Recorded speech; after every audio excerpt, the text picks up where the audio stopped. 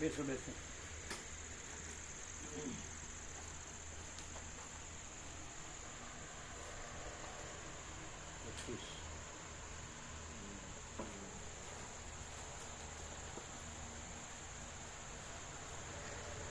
हाँ तो बंद करेंगे तो चलेगा.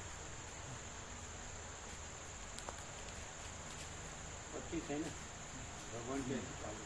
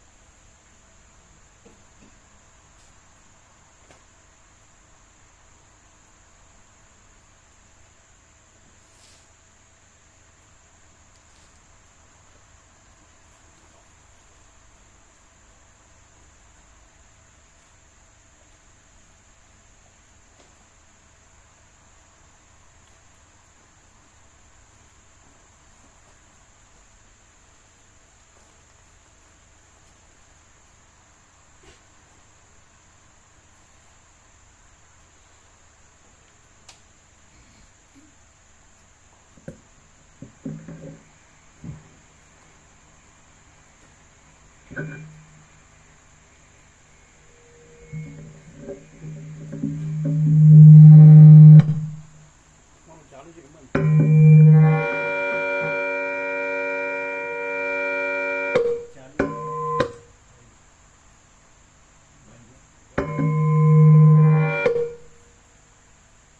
इसको पहुँच दो पहुँचा भेज भेजो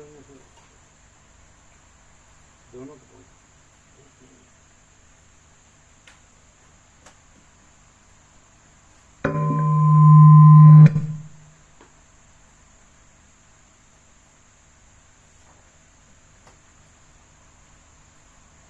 बराबर है ये बराबर है दोनों के पीछे बराबर है.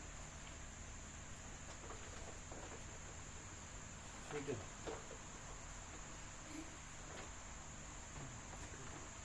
है सब बराबर कॉन्टेक्ट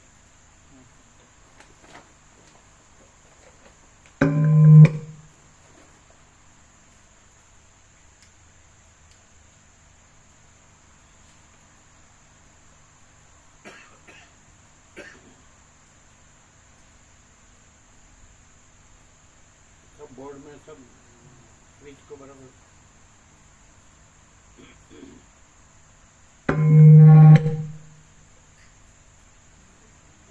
इधर बढ़ाए ठहरो ठहरो ये फिर गया मैंने ये रखते वक्त लेते वक्त ये ज़्यादा हो गया ये सब वर्टिकल होना चाहिए ये ऐसा होना है ना ऐसा ये ऐसा था ऐसा तो ज़्यादा हो गया ना ऐसा उसने बताया ये जो हाउस वाला है ना ये सब वर्टिकल ये 3 और ये 2 पॉइंट वर्टिकल रखने का ऐसा बताया सीधा बताया ऐसा तो ये रखने में निकालने में ये रुमाल निकाला था ये रुमाल नहीं हाँ और पहले से यहाँ रुमाल का नहीं अभी रुमाल टच नहीं हुआ पहले से ये रखने में लेने में लेकिन ये मालूम पड़ जाता है वर्टिकल कर देने से हो जाता है ये भी वर्टिकल ये वर्टिकल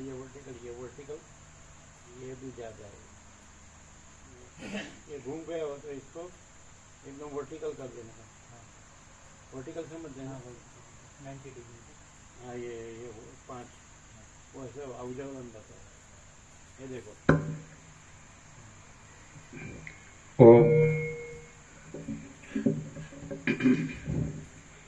ओम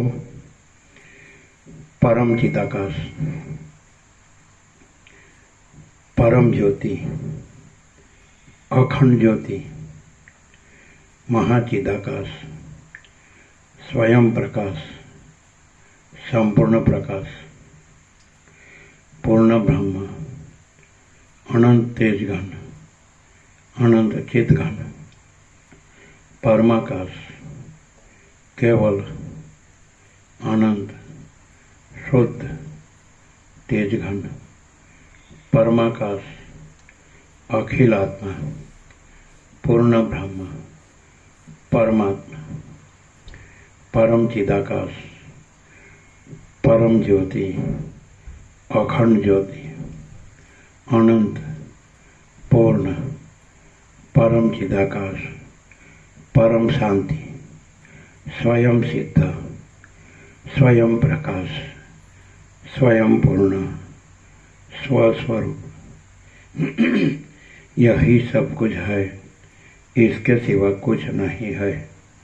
शून्यभास अनंत कोटि महाकल्पो है ही नहीं। महाचिदाकाश स्वयं प्रकाश संपूर्ण प्रकाश महाचिदाकाश ज्योति अनंत अखंड अभेद महाचिदाकाश ज्योति महातत्व महासामान्य महाचिदाकाश स्वसंवेद्य सहज निर्विकल्प महाचिदाकाश परम कैवल्य परम शांति परम चिदाकाश अनंत पूर्ण निरपेक्ष सत अनंत संपूर्ण अपरिज्ञ निर्भ्रांत निरपेक्ष वशिष्ठ राम निर्वाण पूर्वार्ध राउंड 40वां राउंड।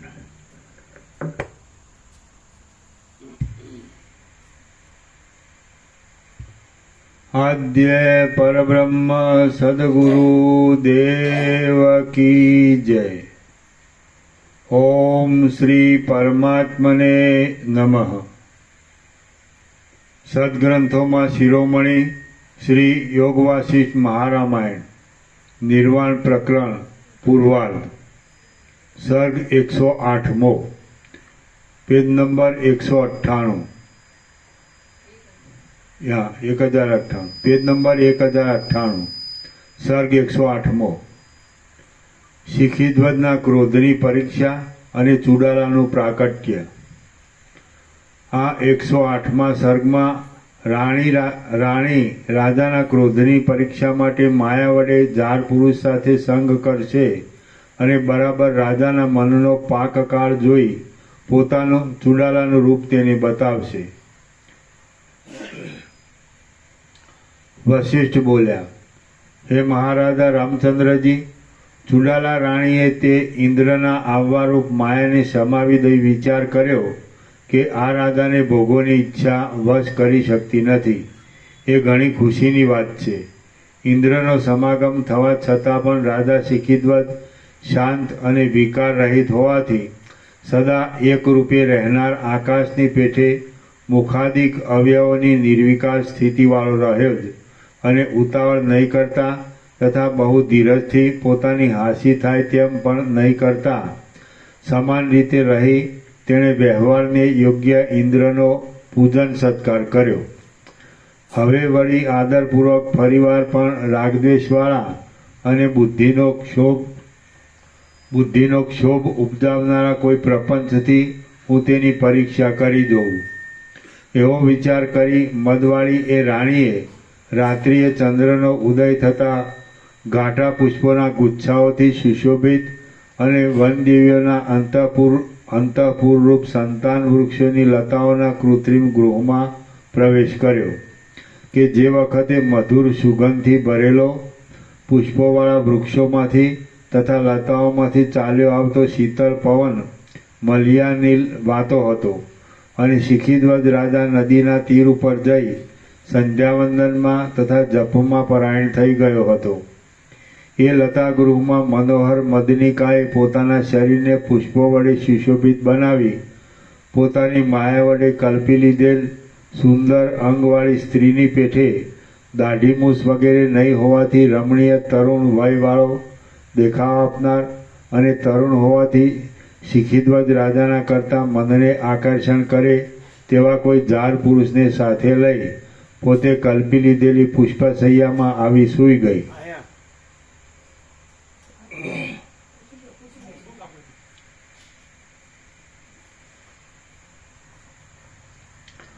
શિખિદ્વત રાજાએ एक्चुअली ज़्यादा बिछाना चाहिए, नहीं तो पैर नीचे आएंगे. थर्ड लाइन होगी ना तो पैर नीचे आएंगे मिट्टी में. वो लाइन पूरी हो गई. जो समझ में आता है क्या? हाँ, तीसरे बढ़ा देना. हाँ? हाँ. नीचे बिछाना बढ़ाना चाहिए. हाँ. नहीं तो अभी थर्ड लाइन होगी चेयर की तो मिट्टी में पैर आएंगे. जो अभी इसको कम पड़ा. હવે ના ના ખુરશી અહીંયા લઈ લો ને, પણ આગળની ગાદી લઈ લો. આ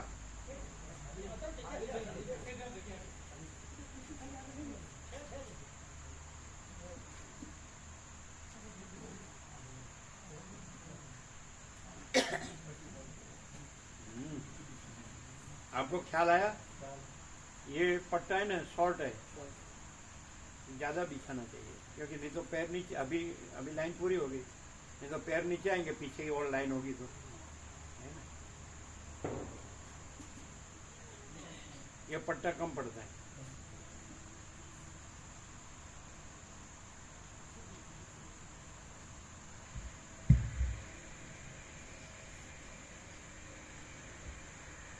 क्योंकि नीचे बैठने वाले कम रहते, कुर्सी में बैठने वाले ज़्यादा रहते. ऐसा है. चलो.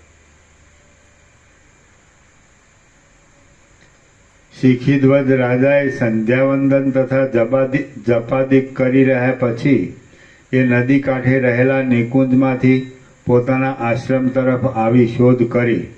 ત્યારે લતાગૃહમાં મદનિકાને તથા તેના ગળામાં આલિંગન કરી રહેલ મનોહર મદનિકાના તથા પોતાના કેશ વડે વીંટાયેલ કાંધવાળા ચંદન વડે વ્યાપ્ત થઈ રહેલા અને શહેરમાં આળોટવાથી તથા દબાવાથી શિથિલ થઈ ગયેલા મુકુટને ધારણ કરનારા જાર પુરુષને તેણે દીઠો કે જેના કાન, કપોલ, કેશપાસ અને નેત્રના ખૂણા સુવર્ણના જેવા મહાકાંતિમાન કોણીથી બેવડ વાળેલા સુવર્ણ સરખા સુંદર મદનિકાના હાથરૂપી ઓશિકા ઉપર રહેલા હતા. પરસ્પર હસતા ચહેરાવાળું, આસક્તિને લીધે એકબીજાના મુખ તરફ જોઈ રહેલું, કલ્પલતાઓના વસ્ત્રોથી શોભાવાળું, પુષ્પશૈયાને પોતાની કામચેષ્ટાથી ચપળ કરનાર, કામાતુર, વ્યાકુળ થઈ ગયેલું, એકબીજાના અવયવોનો સ્પર્શ થવાના બહાનાથી પોતાના પ્રેમને પરસ્પર અર્પણ કરવાનો ડોળ બતાવતું, એકબીજાની સામે જોતું, સમાન આનંદને ધારણ કરનાર, પ્રબળ મદને લીધે મંદતાવાળું, પરસ્પર એકબીજાને પુષ્પો વડે પ્રહાર કરતું, વક્ષસ્થળથી દબાયેલ સ્તન ભાગવાળું એ સ્ત્રી પુરુષનું યુગલ રાજાના જોવામાં આવ્યું. એ જોઈ રાજા શિખીધ્વજ નિર્વિકાર ચિત્તથી ક્રોધ નહીં પામતા પરિપૂર્ણ રીતે સંતુષ્ટ થયો અને તેણે પોતાના મનમાં કહ્યું કે અહો, આ બંને જાર આશુક કેવા સુખપૂર્વક રહેલા છે. પોતાનું રાજાનું દર્શન થવાથી ભયભીત બની ગયેલા એ યુગલને પ્રિય આશુક તમે તમારી જેમ ઈચ્છા હોય તેમ સુખથી વિહાર કરો, હું તમને વિઘ્ન નહીં કરું, એમ કહી રાજા ત્યાંથી જતો રહ્યો. આ પ્રમાણે એક મુહૂર્ત માત્ર રહી પોતે માયા વડે રચેલા એ પ્રપંચને સમેટી લઈ પોતાના શરીરને સંભોગ વડે ખીલેલું અને આકુળ થયેલું જણાવતી તે રાણી લતાગૃહમાંથી બહાર આવી અને એકાંતમાં સુવર્ણશિલા ઉપર બેઠેલા કાંઈક ખુલ્લા નેત્રવાળા સમાધિસ્થ રાજાને તેણે જોયો. ખેદયુક્ત, મ્લાન થઈ ગયેલી અને સુંદર અંગવાળી મદનિકા એ રાજા પાસે આવી લજ્જા વડે પોતાના મુખને નીચું નમાવી ક્ષણ માત્ર મૌનપણે ઊભી રહી. શિખીધ્વજ રાજા ક્ષણવારમાં ધ્યાનમાંથી વિરામ પામી ક્ષોભ વગરની નિર્વિકાર બુદ્ધિ વડે રાણી પ્રતિ નીચે પ્રમાણે અત્યંત મધુર વાક્ય બોલ્યો. હે કોમલાંગી, તું આનંદમાં રમતી હતી તે કેમ જલ્દી વિઘ્નને પ્રાપ્ત થઈ અહીં આવતી રહી? સર્વ પ્રાણી માત્ર આનંદને માટે જ યત્ન કરે છે, માટે તું પાછી ફરીથી જા અને વિવેકવાળા હાવભાવથી તારા મનોહર પ્રિય જારને પ્રસન્ન કર. કેમ કે પરસ્પર ઈચ્છા કરાયેલો સ્વાભાવિક સ્નેહ આ ત્રણેય લોકમાં દુર્લભ છે. હે માનવતી, એ વાતથી મને ઉદ્વેગ પ્રાપ્ત થતો નથી. વિવેકી પુરુષે જે વસ્તુ પોતાને અતિ પ્રિય હોય તે તારી પેઠે બીજાને ઉપભોગમાં આવવાની છે એમ સમજી રાખવું જોઈએ. હે સુંદર અંગવાળી, હું અને કુંભમુનિ એ બે આ સાંસારિક વિષયો તરફ વૈરાગ્યવાન છીએ. તું તો દુર્વાસા ઋષિના શાપથી ઉત્પન્ન થયેલી કુંભમુનિના કરતાં જુદી એ બાળ તરુણી છે, માટે તારી જેવી ઈચ્છા હોય તે પ્રમાણે તું ભલે કર. મદનિકા બોલી, હે મહાભાગ્યવાન, આપના કહેવા પ્રમાણે સ્ત્રીઓનો સ્વભાવ ચંચળ હોય છે. પુરુષના કરતાં સ્ત્રીઓમાં 8 ગણો કામ વિશેષ રહે છે, માટે આપ મારા પર કોપ કરવાને યોગ્ય નથી. આપ સંધ્યાવંદન અને જપમાં તત્પર હતા તે વખતે આ જાર પુરુષે આવી મને પ્રાર્થના કરી. હું કે જે તુચ્છ અબળા જાત છું તે આ ગહન વનમાં રાત્રિને વખતે એકલી શું કરી શકું? પતિને પરાધીન હોવાથી સ્વતંત્રતા વગરની વિવાહિત સ્ત્રી કે યોગ્ય વયવાળી કુમારી એકાંતમાં જાર પુરુષને પ્રાપ્ત થઈ સંભોગ રોકી શકતી નથી અને કદાચિત દૈવયોગથી આ વેળા જાર પુરુષ સાથે રતિમાં વિઘ્ન પડી જાય તો પોતાના અંગમાં પ્રાણ અને ચિત્ત આદિને સંતાપ થવાને લીધે સ્થિર રાખી શકતી નથી. જો પુરુષને વશ કરી શકે એવી સુંદરતાવાળી સ્ત્રીઓ એકાંતમાં પુરુષ પાસે જાય તો તેનો સમાગમ નહીં થવામાં બીજો કશો પ્રતિબંધ હોતો નથી. પતિ આદિનો ક્રોધ, શાસ્ત્રમાં જણાવેલો પરપુરુષ સંગનો નિષેધ, લોકોના તરફની અપવાદરૂપી નિંદા અને પતિવ્રતાપણું એ પ્રબળ કામવેગ વડે દબાઈ જવાથી શું કરી શકે છે? કાંઈ નહીં. વળી હું બળરહિત બાળક અને મૂળ સ્ત્રી જાત છું. આપના અપરાધનું પાત્ર થયેલી છું. હે પ્રિય પતિ, આપ તે ક્ષમા કરવાને યોગ્ય છો, કેમ કે આપ જેવા મહાત્માઓ ક્ષમાશીલ હોય છે. શિખીધ્વજ રાજા બોલ્યો, હે તારુણ્યવતી, જેમ આકાશમાં અધ્ધર વૃક્ષ હોતું નથી, તેમ મારા ચિત્તમાં ક્રોધ તો છે જ નહીં, પરંતુ માત્ર પરપુરુષનો સંગ સત્પુરુષે નિંદેલો હોવાથી હવે બારિયા રૂપે તને ઉપભોગ કરવાને હું ઈચ્છતો નથી. હે સુંદર અંગવાળી, વૈરાગ્યથી આપણે બંને વનના અંત ભાગોમાં પ્રથમની પેઠે મિત્રભાવથી નિત્ય ભેગા જ રહી સુખથી ક્રીડા કરીએ. વશિષ્ઠ બોલ્યા. એ પ્રમાણે શિખીધ્વજ રાજા આ ક્રોધકારક પ્રસંગમાં સમાનપણાથી નિર્વિકાર રહ્યો. ત્યારે પોતે પરીક્ષા કરેલા રાગદ્વેષ વગરના એ રાજાના ચિત્તથી પ્રસન્ન થઈ ચુડાલાએ પોતાના મનમાં વિચાર કર્યો કે અહો ઘણા હર્ષની વાત છે કે આ ઐશ્વર્યવાન મહાસમર્થ રાજા પરમ સમાનતાને નિર્વિકાર સ્થિતિને પ્રાપ્ત થઈ ગયા છે અને વૈરાગ્ય થવાથી તેઓ ક્રોધ વગરના જીવન મુક્ત થઈ રહ્યા છે. આ રાજાને તે ભોગો તથા મોટી સિદ્ધિઓ પણ પોતાના તરફ ખેંચી શકતી નથી. સુખો, દુઃખો, આપત્તિઓ અને સંપત્તિઓ આ રાજાને વિકારવાન કરી શકતી નથી. મારા વિચારમાં આવતી સર્વ જીવનમુક્તના લક્ષણરૂપ શાંતિ, ક્ષમા, ધૈર્ય, તૃપ્તિ આદિ ઉત્તમ સમૃદ્ધિઓ કેમ જાણે કોઈ બીજા નારાયણનો આશ્રય કરી રહેલી હોય તેમ એક રાજાનો આશ્રય કરી રહી છે.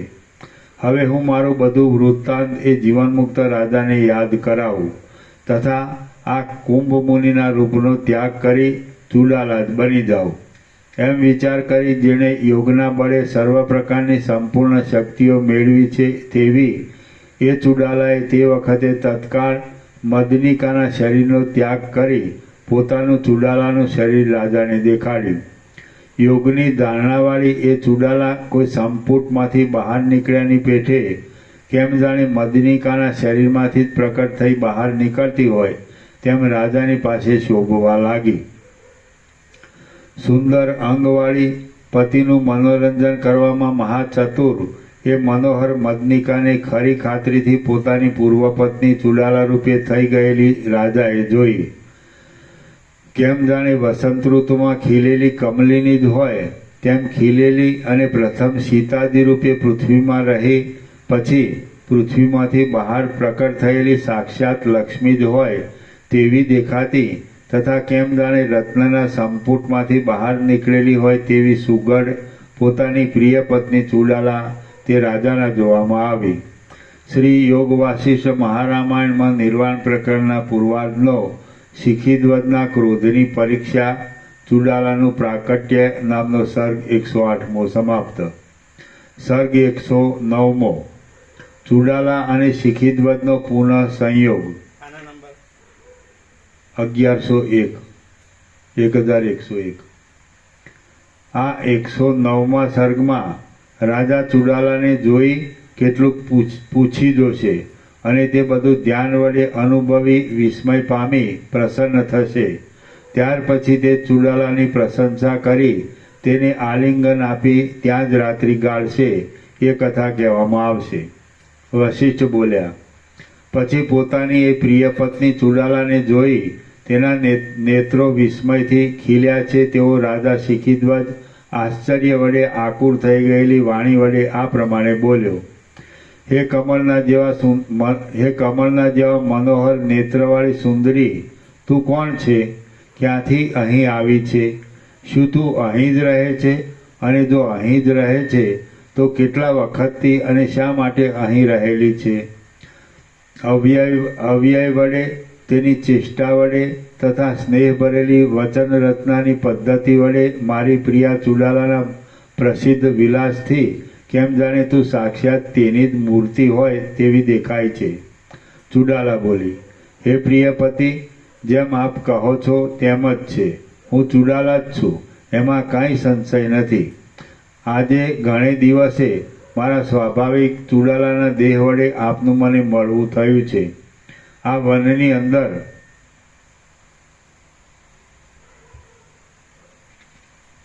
વનની અંદર આપને બોધ કરવા માટે જ કુંભ આદિ દેહોને નિર્માણ કરી આ બધી જાતનો પ્રપંચ મેં જ રચ્યો હતો.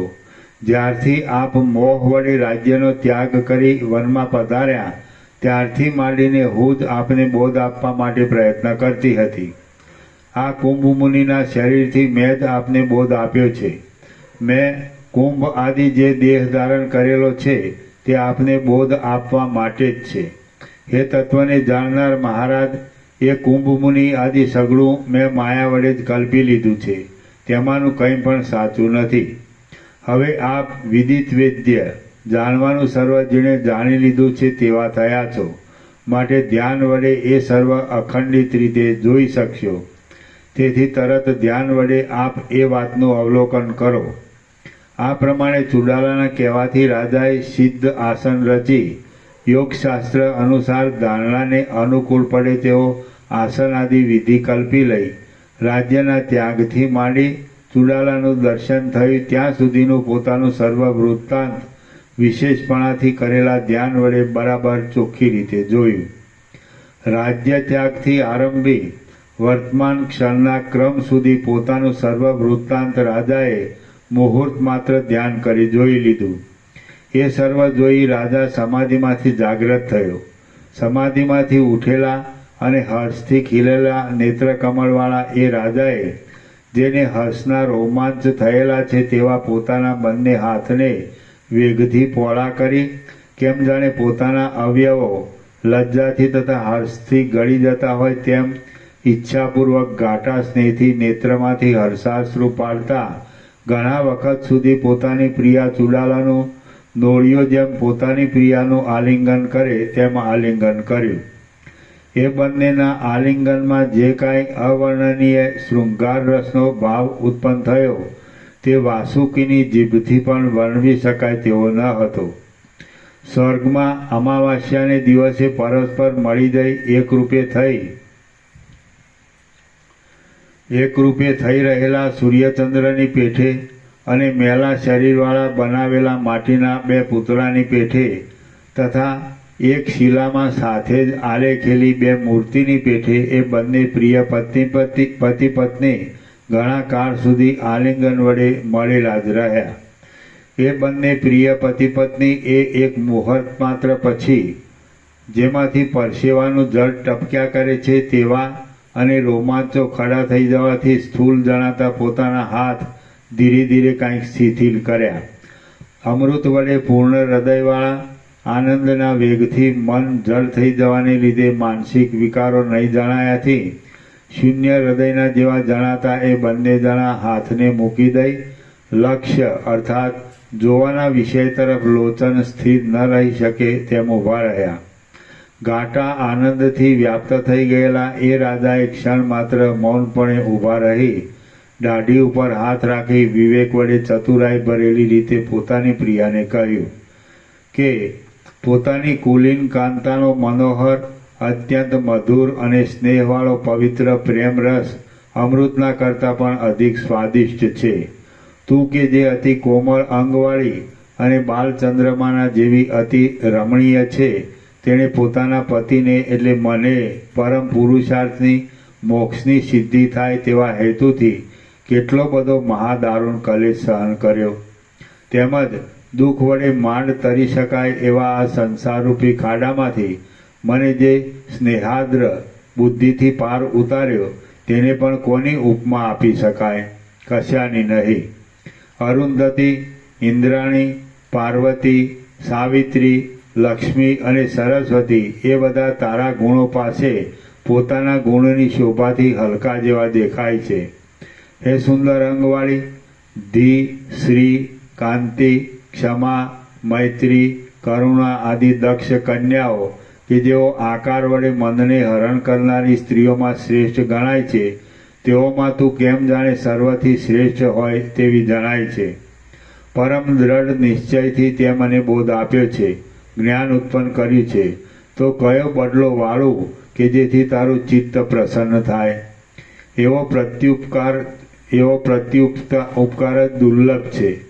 મોહમાં ડૂબી ગયેલા પોતાના પતિને અંત વગરના જંગલના કરતાં પણ અનાદિકાળથી ખૂબ જ ભયંકર મોહમાંથી તારી ઉદ્યોગવાળી કુલીન કાંતાઓ પાર ઉતારે છે.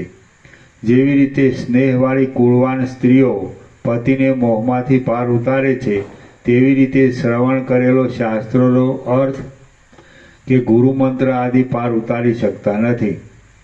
એક કુલીન પત્ની જ પતિને સખા, ભાઈ, સંબંધી, નોકર, ગુરુ, મિત્ર, ધન, સુખ, શાસ્ત્ર, ગૃહ અને દાસ એ સર્વરૂપ છે. સદાકાળ સર્વ યત્ન વડે કુલીન કાંતાઓ પૂજવા લાયક છે. તેઓમાં બંને લોકનું, આ લોકનું તથા પરલોકનું સર્વ સુખ સારી રીતે રહેલું છે. તું જે આ સંસાર સાગરના પારને પામી ગયેલી છે અને નિષ્કામ છે, તેના આ ઉપકારનો બદલો હું શી રીતે વાળી શકીશ? લોકમાં હું તને એક કુલીન કાંતા ગણું છું અને જગતમાં પ્રસિદ્ધિ પામેલી સર્વ કુલીન સ્ત્રીઓને તે હમણાં આ તારા ઉત્તમ કૃત્યથી જીતી લીધેલી છે. કુળવાન સ્ત્રીઓની સુજનતા આદિ ગુણોની ચર્ચામાં તું પ્રથમ પંડિતમાં ગણાઈશ. તું કે જે કુળવાન સ્ત્રીઓની સુજનતા આદિ ગુણોની ચર્ચામાં તું પ્રથમ પંક્તિમાં ગણાઈશ. તું કે જે અરુંધતી આદિના કરતાં પણ ગુણ સમૂહ વડે સર્વથી શ્રેષ્ઠ છે, તેને સર્જનારા વિધાતા ઉપર અરુંધતી આદિ કુલીન સ્ત્રીઓ જરૂર ક્રોધને પ્રાપ્ત થયેલી હશે એમ હું માનું છું. રૂપ અને સૌજન્ય આદિ ગુણોરૂપી રત્નોને રહેવાના સંપુટ રૂપ તું ખરેખર સતી છે. અહીં આવ અને હું કે જે તારા ગુણોમાં મોહી ગયાથી તારી તરફ ખેંચાઈ ગયો છું તેને ફરીથી આલિંગન કર. વશિષ્ઠ બોલ્યા. એમ કહી બાલમૃગના જેવા વિશાળ નેત્રવાળી ચુડાલાનું શિખીધ્વજે નોળીઓ જેમ પોતાની પ્રિયાને આલિંગન કરે તેમ ફરીવાર દ્રઢ રીતે આલિંગન કર્યું. ચુડાલા બોલી, હે મહારાજ, આપ વ્યાકુળ ચિત્તવાળા થઈ નીરસ ક્રિયાજાળમાં જ્યારે તત્પર હતા ત્યારે હું વારંવાર આપને માટે બહુ દુઃખી થતી હતી અને તેને લીધે જ તમને બોધ આપવારૂપી મારો સ્વાર્થ જ મેં સાધેલો છે. તેમાં હે મહારાજ, આપ મારી મોટાઈ શું કરો છો?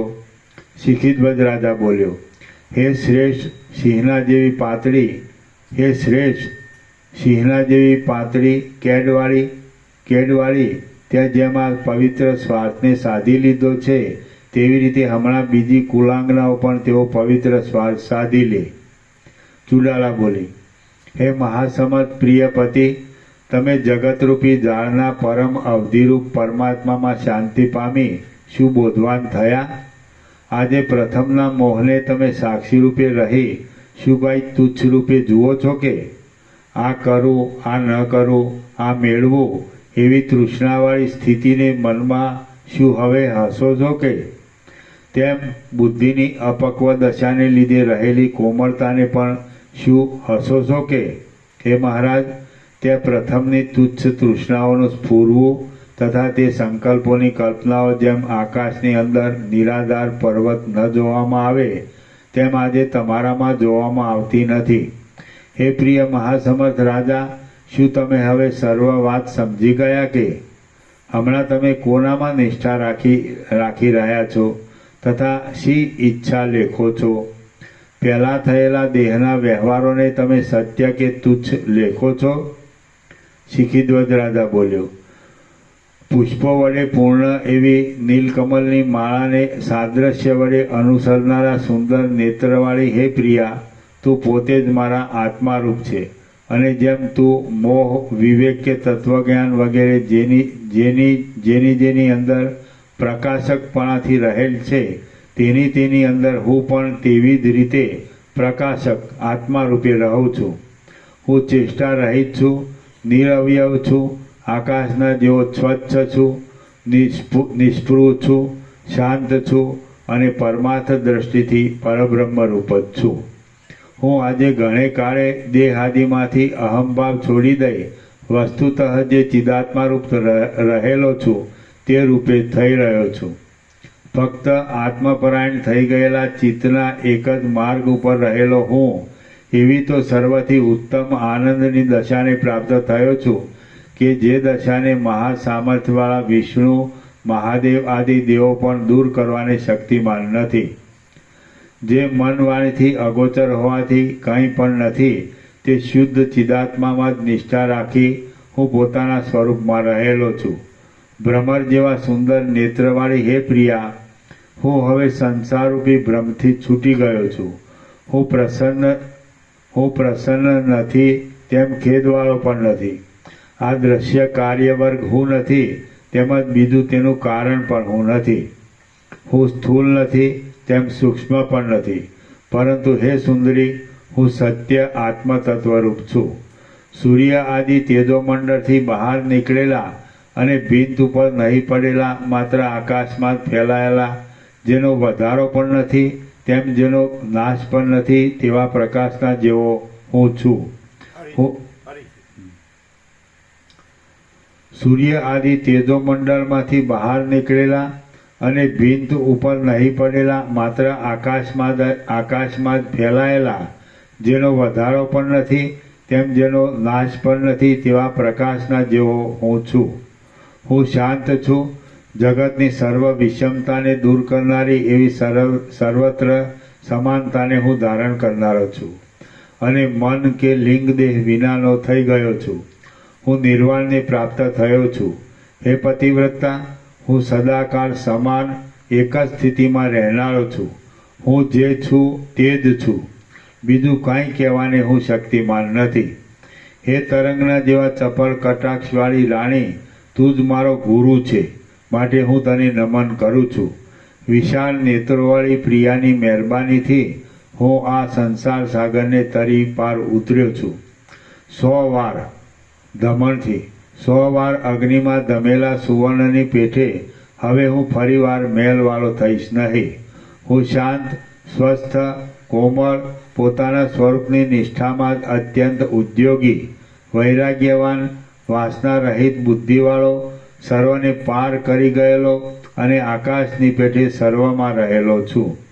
ચુડાલા બોલી, હે મહાધૈર્યવાન, સમર્થ, મહાબુદ્ધિવાન, હૃદયપ્રિય પ્રાણપતિ, જો એમ જ હોય તો હમણાં તમને શી વાતમાં રુચિ થાય છે તે કહો.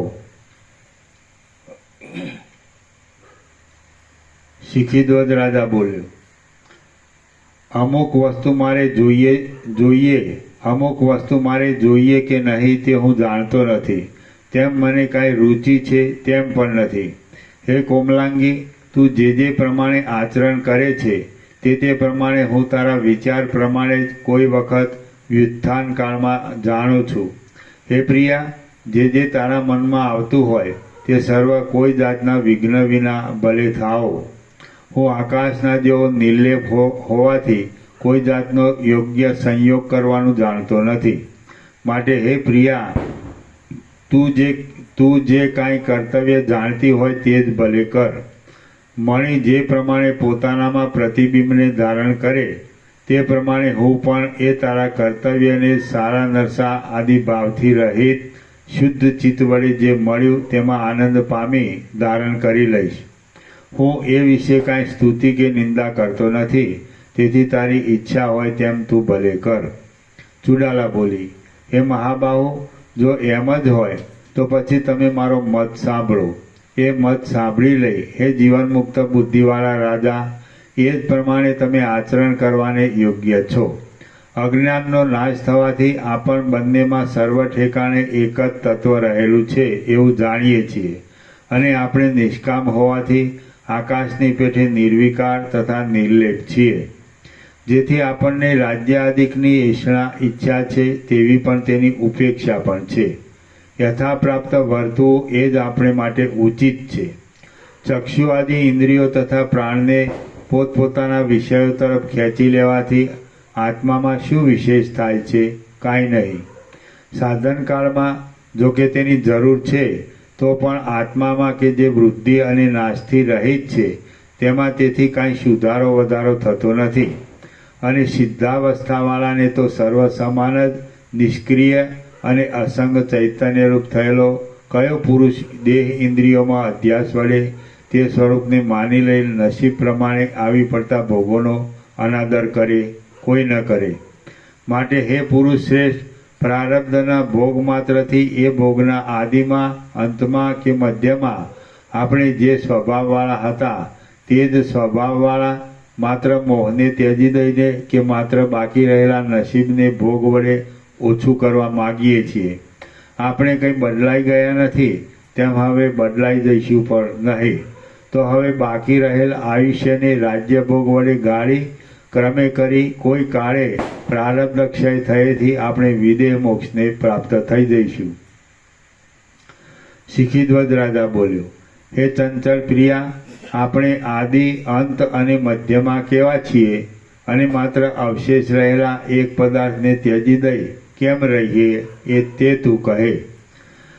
ચુડાલા બોલી, હે નૃપ શ્રેષ્ઠ, આપણે ભોગના આદિકાળમાં, અંતકાળમાં અને મધ્યકાળમાં સ્થૂળદર્શીથી રાજા જ છીએ.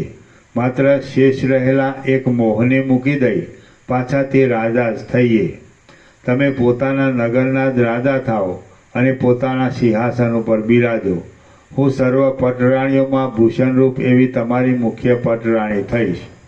રાજાને પતિ તરીકે પામી આનંદ પામેલા નગરવાસીઓ મનુષ્યથી ભરાયેલી નવી નવી અંગનાઓના નૃત્યોથી સુશોભિત, પતાકાઓથી શણગારેલી, મૃદંગ વાજિંત્ર આદિના શબ્દો વડે મનોહર અને પુષ્પોથી વ્યાપ્ત થઈ રહેલી આપણી નગરી આજે ઘણે લાંબે કાળે વેલો વડે શોભતી મંજરીઓથી ભરપૂર અને પુષ્પોમાં ગુંજારવ કરતા ભમરાઓની હારોથી મનોહર, ચૈત્રમાસ વસંત ઋતુમાં ખીલેલી વેલની શોભાની જેમ ચિત્તને હરનારી બનો.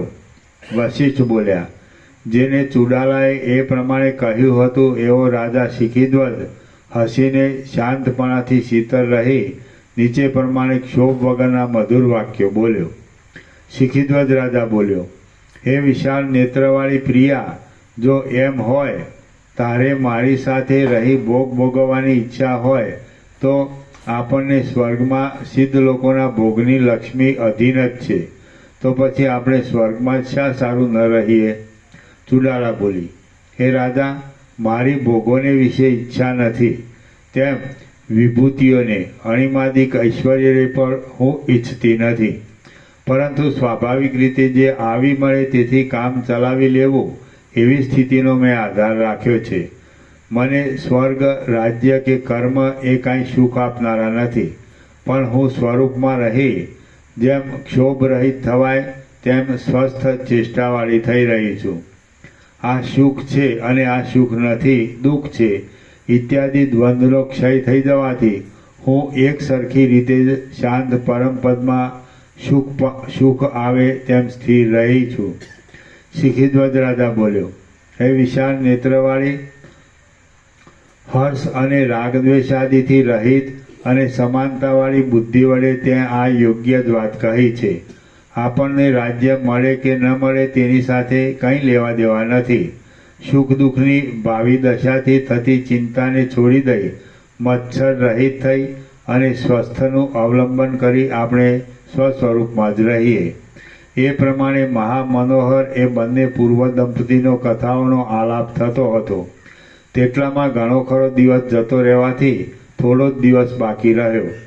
પછી કાર્યોમાં મહાકુશળ અને રતિસુખ માટે ઉત્કંઠાવાળા હોવા છતાં પણ અંદર વાસના નહીં હોવાને લીધે ઉત્કંઠા વિનાના એ ઉત્તમ દંપતીએ ત્યાંથી ઉઠી યથાપ્રાપ્ત દિવસ કૃત્ય, સાયન સંધ્યા આદિ કરી સ્વર્ગની સિદ્ધિઓનો અનાદર કરી પૂર્ણ ચિત્તવાળા એ બંને જણા ત્યાં રહ્યા અને એક જ શયનમાં એ બંને જીવનમુક્ત દંપતીની એ રાત્રિ આતુરતાવાળી તે મનોહર ચેષ્ટાઓથી જતી રહી. પોતાની મેળે જ પરસ્પર અનુભવ થવાથી સિદ્ધ થયેલ ભોગ અને મોક્ષ એ બંનેના સુખનું પ્રણયના વાક્યો અને વિલાસો સહિત વર્ણન કરનારા ઉત્તમ અને વિવેકી એ બંને દંપતીની બુદ્ધિને વધારતી એ રાત્રિ ઘણી લાંબી હોવા છતાં એક મુહૂર્તની પેટે જરાવારમાં જતી રહી. શ્રી યોગ વાસિષ્ઠ મહારામાયણમાં નિર્વાણ પ્રકરણના પૂર્વાર્ધનો ચુડાલા પ્રકટીકરણ નામનો સર્ગ 109મો સમાપ્ત. સર્ગ 110મો શિખીધ્વજનું રાજ્ય અને ચુડાલાની વિદેહ મુક્તિ. આ 110મા સર્ગમાં શિખીધ્વજ રાજા અને ચુડાલા રાણી એ બંને સંકલ્પ માત્રથી થયેલા સૈન્યને સાથે લઈ પોતાના શહેરમાં જશે અને ત્યાં ઘણા કાળ સુધી રાજ્ય કરી પછી વિદેહ મુક્ત થશે એ વાત કહેવામાં આવશે. વશિષ્ઠ બોલ્યા, ત્યાર પછી કેમ જાણે સંપુટમાંથી કોઈ જગતને પ્રકાશ આપનારો મણિ બહાર નીકળ્યો હોય તેમ ભગવાન સૂર્યનારાયણ અંધકાર રહિત આકાશમાં જ્યારે ઉદય પામી પ્રકાશી રહ્યા હતા અને આજુબાજુમાં રાતા થઈ ગયેલા મનુષ્યના નેત્રોની પેઠે કમળ સમૂહ ખીલતો હતો તથા લોકો જેમ પોતપોતાના વ્યવહારોમાં લાગી ગયા તેમ સૂર્યનારાયણના કિરણો પણ જ્યારે ચોતરફ ફેલાયા ત્યારે બંને સુંદર દંપતી ઉઠી સંધ્યા આદિ સગળો નિત્યક્રમ કરી લઈ સુવર્ણની ગુફાની અંદર કોમળ અને લીલા પત્રના બનાવેલા આસન ઉપર બેઠા. પછી મનોહર ચુડાલા ત્યાંથી ઊભી થઈ પોતાની પાસે રહેલા સાત સમુદ્રના જળથી ભરેલા કુંભને રાજ્યાભિષેક કરવા માટે કલ્પ્યો અને તે મંગળ કુંભ વડે પૂર્વ દિશા તરફ મુખ રાખી રહેલા પોતાના પતિનો એકાંતમાં એ પત્ની ચુડાલાએ પોતાના રાજ્ય ઉપર અભિષેક કર્યો. કોમળ અંગવાળી અને દેવતાના જેવી રૂપમતી ચુડાલાએ સંકલ્પ માત્ર વડે પ્રાપ્ત થયેલા સુવર્ણના સિંહાસન ઉપર બેઠેલા અને અભિષેક કરાયેલા રાજાને કહ્યું કે હે પ્રિય પતિ, કેવળ ઋષિ લોકોને યોગ્ય આ શાંત તેજને હવે છોડી દઈ 8 લોકપાલોના તેજને આપ ધારણ કરવા યોગ્ય છો. ચુડાલાના કહેવાથી મનમાં શિખીધ્વજ રાજા ભલે હું તેમ જ કરું છું એમ બોલતા તે શિખીધ્વજ મહારાજાપણાને પ્રાપ્ત થયો. પછી પ્રતિહારીના સ્થાનમાં રહેલી માનવતી ચુડાલાને આજે હું તને દેવીના સ્થાનમાં અભિષેક કરી મુખ્ય પટરાણી બનાવું છું એમ કહી તળાવમાં સ્નાન કરાવી મહારાણી પટરાણીના પદ ઉપર તેનો અભિષેક કરી રાજાએ પોતાની પ્રિયાને કહ્યું કે હે કમળપત્રના જેવા સુંદર નેત્રવાળી પ્રિયા, તું યોગ સિદ્ધિ વડે સત્ય સંકલ્પ હોવાથી ક્ષણ માત્રમાં તારા સંકલ્પથી ઉત્પન્ન થયેલા આભૂષણ, અલંકાર, શસ્ત્ર, અસ્ત્ર આદિ મહાવૈભવવાળા જબરા સૈન્યને ભેગું કરવાને તું યોગ્ય છે. એ પ્રમાણે પોતાના પ્રિય પતિના વચન સાંભળી સ્ત્રીઓમાં શ્રેષ્ઠ ચુડાલાએ જેમ વર્ષાઋતુ મેઘને ઉત્પન્ન કરે તેમ અનેક યોદ્ધાવાળા સૈન્યને સંકલ્પ વડે ઉત્પન્ન કર્યું. ઘોડાઓ અને હાથીઓથી ઘેરાયેલું, પતાકાઓ વડે આકાશને ભરી દેતું, વનભૂમિમાં બધે પથરાયેલું, મૃદંગ, વાજિંત્ર આદિના શબ્દો વડે પર્વતની ગુફામાં અંદરના ગહન ભાગમાં પ્રતિધ્વનિ પ્રચ્છન્દાને ઉત્પન્ન કરતું, મુકુટમાં રહેલા રત્નોના મોટા પ્રકાશથી અંધકારરૂપી પડદાને ખસેડી નાખનાર એ સૈન્ય તે બંનેએ જોયું. અને તેની અંદર રાજા અને રાણી એ બંને દંપતીએ બીજા રાજાઓના મંડળ વડે વીંટાયેલા અને આનંદ પામેલા સામંતોએ રક્ષા કરાયેલા ઉત્તમ ગંધદ્વીપ ઉપર સવારી કરી. ગંધદ્વીપ એટલે જે હાથીના મદનો ગંધ બીજા હાથીઓ સહન ન કરી શકે તે ગંધદ્વીપ અથવા ગંધગજ કહેવાય છે. ત્યાર પછી મહાબળવાન પાયદળથી અને રથોથી પૂર્ણ રીતે ભરેલા પોતાના સૈન્યને ચલાવનારો, પર્વતોને પણ હલાવી દે તેવી પ્રબળ સેનાવાળો એ શિખીધ્વજ રાજા કેમ જાણે પૃથ્વીમાંથી ઉઠેલા પવનના ઝપાટાથી પૃથ્વીને અને પર્વતને ભેદી નાખતો હોય તેમ પોતાની પ્રિય પટરાણી ચુડાલા સહિત વનમાંથી બહાર નીકળ્યો. મહેન્દ્રાચળથી ચાલેલો એ રાજા રસ્તામાં પર્વતોને, દેશોને, ગામડોને અને જંગલોને જોતો જોતો તથા પોતાની પ્રિયાને પોતાના પ્રથમના તે દેશો સાથે થયેલા સર્વ વૃત્તાંતને જણાવતો થોડા વખતમાં સ્વર્ગના જેવી મહારમણીય પોતાની નગરી પાસે આવી પહોંચ્યો. ત્યાં જે રાજાના સામંતો જેઓએ પોતાના જુદા જુદા દેશના અધિપતિપણા ઉપર નિમ્યા હતા તેઓ આદરપૂર્વક રાજાની આવવાની વાટ જોઈ રહ્યા હતા. જેઓ જય જયકારના શબ્દ વડે રાજાના આવવાની ખબર થતાં સામયું કરવાને સામા બહાર નીકળ્યા. પછી ભેગા થઈ જતા એકતાને પ્રાપ્ત થઈ ગયેલા અને મૃદંગ, વાજિંત્ર આદિના ઊંચા શબ્દો વડે શોભાવાળા એ બંને સૈન્યની સાથે એ રાજાએ નગરમાં પ્રવેશ કર્યો. શહેરની સ્ત્રીઓએ અક્ષત અને પુષ્પાંજલિઓથી વધાવેલો રાજા એક પછી બીજા એમ એકબીજાની શોભાથી ચડિયાતા લાગતા બજારને જોતો જોતો પતાકા અને ધજાઓથી સુશોભિત મોતીઓના ચોક પૂરવાથી મોતીઓના સમૂહ વડે મનોહર નૃત્ય કરતી તથા ગાયન કરતી વારાંગનાઓથી રમણીય અને કૈલાસની પેઠે પોતાના સ્થાનમાં જ અચળ થઈ રહેલા પોતાના ગૃહમાં એટલે દરબારગઢમાં પેઠો. એ દરબારગઢમાં રાજાને યોગ્ય દહીં, દુર્વા, અક્ષત, શંખ, વીણા, ક્ષત્ર, ચામર આદિ અનેક જાતના મંગળ પદાર્થો રાખવામાં આવ્યા હતા. ત્યાં જઈ નમ્રતાવાળા સર્વ કારભારી મંડળ વગેરેનું તેણે સારી રીતે સન્માન કર્યું. 7 દિવસ સુધી રાજાએ પોતાના શહેરમાં અત્યંત મોટો ઉત્સવ કર્યો અને પોતે અંતઃપુરમાં રહી પોતાના રાજકાર્યો કર્યા.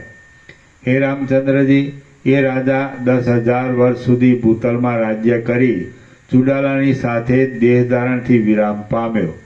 વિદેહ મુક્તિના સુખને પ્રાપ્ત થયો. હે રામચંદ્રજી, એ રીતે દેહ આદિમાં જેણે દોષદ્રષ્ટિ છે તેને લીધે સ્નેહ રહિત એ મહાબુદ્ધિવાળી રાજા સ્નેહ વિનાના તેલ વગરના દીવાની પેઠે દેહનો ત્યાગ કરી પુનર્જન્મ નહીં થવા માટે નિર્વાણને પામી ગયો. 10,000 વર્ષ સુધી સમદ્રષ્ટિપણાથી ચુડાલા સહિત પોતાના રાજ્યમાં સ્મરણ કરી તે નિર્વાણ પદને પામ્યો. વિદેહ મુક્ત થયો. ભયથી અને ખેદથી રહિત થઈ ગયેલા અભિમાન અને મત્સર વિનાના પ્રસંગ પ્રાપ્ત સ્વાભાવિક કાર્યોને આચરનારા ભોગવી લીધેલા ભોગો વિશે વિરક્ત બુદ્ધિવાળા એ આર્ય રાજાએ સર્વમાં સમાન બુદ્ધિ રાખી જ્ઞાન વડે મૃત્યુને જીતી લઈ 10,000 વર્ષ સુધી એક છત્રે રાજ્ય કર્યું. ઘણા લાંબા કાળ સુધી સર્વ રાજાઓના શિરોમણી રૂપે રહી પૃથ્વીમાં અનેક ભોગોને ભોગવી લઈ કેવળ સત્તા માત્ર રૂપે બાકી રહેલો એ રાજા જરા મરણથી રહિત એવા પરમપદને પ્રાપ્ત થઈ ગયો. હે રામચંદ્રજી, એવી જ રીતે તમે પણ પ્રારબ્ધ યોગે આવી પડેલા ચાલુ વ્યવહારોને નિભાવી શોક રહિતપણાથી સમાધિમાં રહો કિંવા પોતાની મેળે બળાત્કારથી ચિત્તને રોકી ભોગ અને મોક્ષ આદિની લક્ષ્મીનો સાક્ષી રૂપે અનુભવ કરીને સ્વસ્થ થાઓ. શ્રી યોગ વાસિષ્ઠ મહારામાયણમાં નિર્વાણ પ્રકરણના પૂર્વાર્ધનો ચુડાલા સ્પર્શ રૂપ દર્શન નામનો સર્ગ 110મો સમાપ્ત. સર્ગ 111મો કચોપાખ્યાન.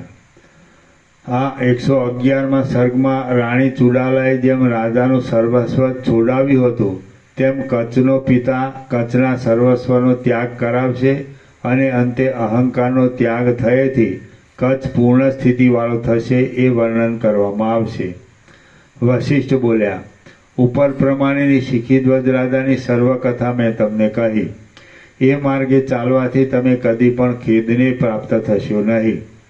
રાગદ્વેષનો નાશ કરનારી આ દ્રષ્ટિને ધારણ કરી તમે નિત્ય આસક્તિ વગરની વૈરાગ્યવાળી બુદ્ધિ વડે તે પરમપદને પ્રાપ્ત કરો.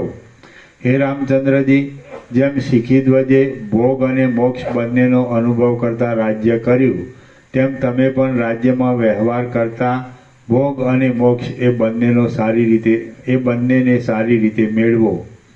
હે રામચંદ્રજી, બૃહસ્પતિનો પુત્ર કચ્છ શિખીધ્વજના સર્વત્યાગના ક્રમ વડે જે રીતે બોધને પ્રાપ્ત થયો તે રીતે તમે પણ બોધ મેળવો. રામ બોલ્યા, હે મહારાજ, મહાસમર્થ ઐશ્વર્યવાળા બૃહસ્પતિનો કચ્છ જે રીતે જ્ઞાનને પ્રાપ્ત થયો તે આપ સંક્ષેપથી મને કહો. વશિષ્ઠ બોલ્યા, હે મહારાજા રામચંદ્રજી, પોતાની વિદ્યાથી અત્યંત શોભતા દેવતાઓના ગુરુ બૃહસ્પતિનો પુત્ર કચ્છ શિખીધ્વજ રાજાની પેઠે જ પરમ બોધને પ્રાપ્ત થયો હતો. એ કથા તમે સાંભળો. યૌવનની શરૂઆતમાં સંસારને તરી જવાને ઈચ્છનાર શબ્દ અને તેના અર્થને સમજી શકે તેવા કચ્છે બૃહસ્પતિને નીચે પ્રમાણે પૂછ્યું. કચ્છ બોલ્યો, હે સર્વ ધર્મને જાણનાર ભગવાન, હે મહારાજ, જીવરૂપ વાસનામય તંતુ વડે બંધાયેલો મનુષ્ય આ સંસારરૂપી પાંજરામાંથી શી રીતે બહાર નીકળી શકે એ આપ કહો. બૃહસ્પતિ બોલ્યા, હે પુત્ર, જો સાચા વૈરાગ્યથી સર્વસ્વનો ત્યાગ કરવામાં આવે તો પણ જેને ચિત્તમાં ખેદ થાય નહીં તે આ સંસાર સાગરને તરી જાય છે. બૃહસ્પતિ બોલ્યા, હે પુત્ર બૃહસ્પતિ બોલ્યા, હે પુત્ર, જો સાચા વૈરાગ્યથી સર્વસ્વનો ત્યાગ કરવામાં આવે તો પણ જેને ચિત્તમાં ખેદ થાય નહીં તે આ સંસાર સાગરને તરી જાય છે. વશિષ્ઠ બોલ્યા, એ પ્રમાણે પિતાના પરમ પવિત્ર વચન સાંભળી કચ્છ સર્વનો ત્યાગ કરી એકાંત વનમાં ચાલ્યો ગયો. બૃહસ્પતિને તેના જવાથી કશો શોક થયો નહીં, કેમ કે મહાન પુરુષો સંયોગ અને વિયોગના સંબંધમાં મેરુના જેવું દ્રઢ અને મોટું મન રાખનારા હર્ષ શોક રહિત હોય છે. હે નિષ્પાપ રામચંદ્રજી, પછી 8 વર્ષ જતા રહ્યા બાદ કોઈ મોટા જંગલમાં કચ્છ ફરીવાર પોતાના પિતા બૃહસ્પતિની પાસે આવ્યો. પોતાના પિતાનું પૂજન કરી અભિનંદન કરી રહ્યા બાદ પુત્રને કચ્છને આલિંગન કરી રહેલા એ બૃહસ્પતિને મનોહર વાણી વડે ફરીથી કચ્છે આ પ્રમાણે પૂછ્યું. કચ્છ બોલ્યો, હે પ્રિય પિતાજી, આજે મને સર્વત્યાગ કરે 8 વર્ષ થયા, તો પણ સ્તુતિપાત્ર શાંતિને હું મેળવી શક્યો નથી. વશિષ્ઠ બોલ્યા, એ પ્રમાણે તે અરણ્યની અંદર કચ્છ પિતા પ્રત્યે દુઃખી વચનો કહેતો હતો, તેટલામાં તો તું સર્વનો ત્યાગ કર એમ કહી બૃહસ્પતિ આકાશ તરફ ચાલ્યા ગયા. બૃહસ્પતિ જતા રહ્યા પછી કચ્છે પોતાના દેહ ઉપરથી વલ્કલ આદિનો પણ ત્યાગ કરી દીધો અને ચંદ્રમા, વાદળા, સૂર્ય તથા તારાઓ વિનાના શરદ ઋતુના આકાશ જેવો દિગંબર થઈ રહ્યો. તે દિગંબર બની ટાઢ, તડકો અને વરસાદથી બચવા કોઈ પર્વતની ગુફામાં રહેતો હતો. તેણે પોતે એકલાએ શરીરને શાંત અને શૂન્યપણે ધારણ કરી રાખી શ્વાસોશ્વાસ લેતા દિશાઓના અંત ભાગોમાં ફરવા માંડ્યું. એ રીતે 3 વર્ષ વીતી ગયા પછી એ કચ્છ પાછો ઉદાસીન ચિત્તે કોઈ જંગલની અંદર એ જ પોતાના પિતા અને ગુરુ બૃહસ્પતિને મળ્યો. ભક્તિ વડે સર્વ પૂજાનો ક્રમ પૂરો કરી લઈ પુત્રને પોતાને આલિંગન કરી રહેલા પોતાના પિતાને ખેદથી ગદગદ થઈ ગયેલી વાણી વડે કચ્છે ફરીવાર પૂછ્યું. કચ્છ બોલ્યો, હે પિતાજી, મેં સર્વ કંથા અને વેણુલતા, કમંડલું, દર્ભાસન, મૃગચર્મ આદિનો પણ ત્યાગ કર્યો, તથાપી હજી મને પોતાના પરમ પદમાં શાંતિ મળી નથી.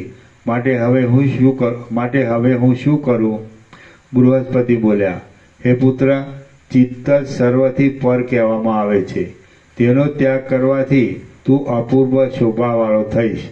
સર્વવેદતા પુરુષોએ ચિત્તનો ત્યાગ એ જ સર્વત્યાગ છે એમ નિશ્ચયપૂર્વક જાણેલું છે. વશિષ્ઠ બોલ્યા, બૃહસ્પતિ એ પ્રમાણે પુત્રને કહી વેગ વડે આકાશ તરફ ઉડ્યા અને કચ્છે કોઈ જાતનો બુદ્ધિમાં ખેદ લાવ્યા વિના ત્યાગ કરવા સારું ચિત્તને શોધવા માંડ્યું. જ્યારે જંગલમાં બહુ વિચાર કરવા છતાં પણ એ કચ્છ ચિત્તને જાણી શક્યો નહીં, ત્યારે બુદ્ધિ વડે તેણે પોતાના પિતાજીનું ચિંતન કર્યું અને ત્યાં પિતાજી પાસે જવાનું ધાર્યું. દેહ આદિ પદાર્થનો સમૂહ કાંઈ ચિત્ત શબ્દથી કહેવાતો નથી, તેમ એ દેહાદિક શું ચિત્તનું છે અથવા તો ચિત્ત પોતે જ ક્યાં છે? આવા સંદેહને લીધે નિરપરાધી એ દેહાદિકનો હું શા માટે વૃથા ત્યાગ કરું? ચિત્તરૂપી મહાશત્રુને ઓળખવા માટે હું પાછો પિતાજી પાસે જાઉં અને તેને ચિત્તને ઓળખી લઈ તત્કાળ એ ચિત્તનો ત્યાગ કરું તથા સંતાપ રહિત શાંતિવાળો થઈને રહો. વશિષ્ઠ બોલ્યા, એ પ્રમાણે વિચાર કરી કચ્છ સ્વર્ગ પ્રત્યે ગયો અને બૃહસ્પતિ પાસે જઈ સ્નેહપૂર્વક વંદન કરી પ્રણામ કર્યા તથા બૃહસ્પતિને એકાંતમાં પૂછ્યું કે હે મહારાજ, ચિત્ત શું છે તે આપ કહો. એ ચિત્તનું સ્વરૂપ કૃપા કરી આપ મને બતાવો કે જેથી હું તેનો ત્યાગ કરું. બૃહસ્પતિ બોલ્યા, ચિત્તના સ્વરૂપને જાણનારા વિવેકી પુરુષો પોતાના અહંકારને ચિત્ત કહે છે. મનુષ્યની અંદર હું એવો જે ભાવ રહ્યો છે તે અહંકાર જ ચિત્ત કહેવાય છે. કચ્છ બોલ્યો, હે મહાબુદ્ધિમાન પિતા, હે 33 કરોડ દેવ સમૂહના ગુરુ મહારાજ, અહંકાર જ ચિત્ત એમ શી રીતે છે તે આપ મને કહો. હું એમ માનું છું કે એ ચિત્તનો ત્યાગ થવો બહુ દુષ્કર છે અને તે સિદ્ધ થતું નથી. હે યોગીઓમાં શ્રેષ્ઠ પિતાજી, એ ચિત્તનો શી રીતે ત્યાગ કરી શકાય?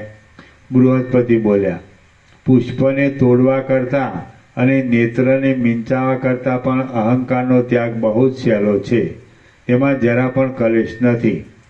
હે પુત્ર, જે રીતે એ સિદ્ધ થાય છે તે હું કહું છું તે તું શ્રવણ કર.